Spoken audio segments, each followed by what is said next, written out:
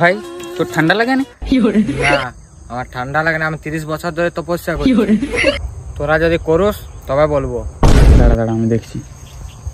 কি তপস্যা করলি রে এতদিন? তাই বোধ হয় আর হাড়গুলো বেরিয়ে গেছে। শুন তবে দুটো কথাই বলছি, 30 বছর তপস্যা নিবি না আদা গোলমরিচের চাল খাবি? রে তাহলে কি দিবি বল? ও 30 বছর তপস্যা করা যাবে না, আদা গোলমরিচের চাটাইলি। তাইলে আমরা আদা গোলমরিচের চা দুটো নেবো। ঠিক করে ভাবে চিনতে বল, একবার ফাইনাল তো? হ্যাঁ ফাইনাল ফাইনাল। ঠিক আছে তাহলে তপস্যা দুটো আদা গোলমরিচের চা লিয়ে আইছো।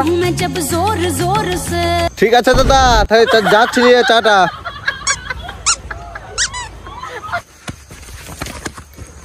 তোর জন্য তপস্যাটা হাত ছাড়া হয়ে গেল।